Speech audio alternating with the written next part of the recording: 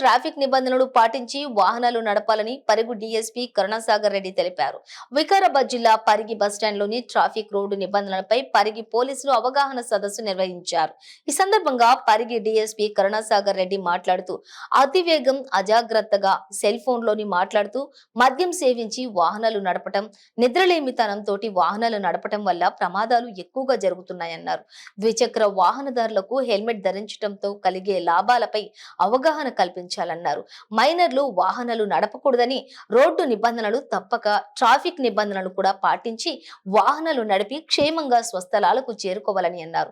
ఈ కార్యక్రమంలోని Parigi CI Srinivas, SI Santosh Kumar, Parigi RTC DM, police సిబ్బంది, డ్రైవర్లు, విద్యార్థులు తదితరులు పాల్గొన్నారు. వేరే రోడ్స్ పక్కకు పెడితే ఈ 75 కిలోమీటర్ల పరిధిలో ఈ 10-15 రోజులలో 20 మంది చనిపోయారు. ఆ 20 మంది కూడా సరి అయిన జాగ్రత్త తీసుకోకుండా వెహికల్స్ నడపడం వల్లనే చనిపోయారు.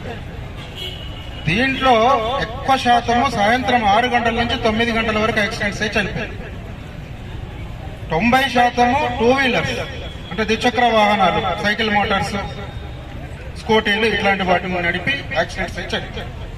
మొన్నటికి మొన్న ఇక్కడ మన రంగాపూర్ దగ్గర పోల్కంపల్లి ట్రిపుల్ రైడింగ్ పోయింది.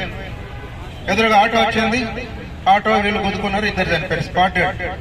ఇక్కడ రంగంపల్లి నుంచి నరేష్ అనే అబ్బాయి 2 ఎక్కించుకొని వస్తా ఉంటే యాక్సిడెంట్ అయింది, అక్కడ అబ్బాయి స్పాట్ డెడ్. అక్కడ బొమ్మరాజ్పేట్ లిమిట్స్ లో రేగడి మేళారం నుంచి ఇటు పరిగి వైపు వచ్చే అతను హైదరాబాద్ పోతున్న 2 వీలర్ మీద ముందట ఒక లారీ స్టీరింగ్ అది ఫెయిల్ అయిపోయి ఆగి ఉంది, సైడ్ కే ఉంది, లెఫ్ట్ సైడ్ పోయింది, దాన్ని గుద్దుకొని చనిపోయింది. 25, 18 నుంచి 30 సంవత్సరాలు, 35 సంవత్సరాల యువకులు. సరే, ఎవరిదైనా ప్రాణమే, కానీ యువకులు ముఖ్యంగా చనిపోయినప్పుడు ఆ తల్లిదండ్రికి ఏ విధమైన బాధ ఉంటుంది, పెళ్లి అయితే భార్య పిల్లల పరిస్థితి ఏంటిది, అన్నదమ్ముల పరిస్థితి ఏంది, అక్కచెల్లెల పరిస్థితి ఏంది అనేది మనం ఆలోచించాలి.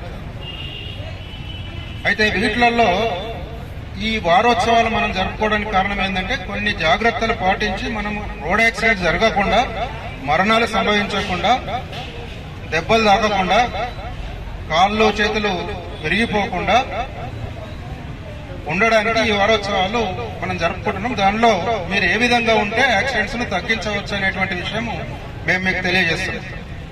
ముఖ్యంగా ఇప్పుడు వేరే వాళ్ళకు ప్రమాదం జరగడం వల్ల మనము సేఫ్ ఉండడం కాకుండా మన ఎదురుగా వాళ్ళను కూడా సురక్షితంగా ఉంచగలుగుతాం.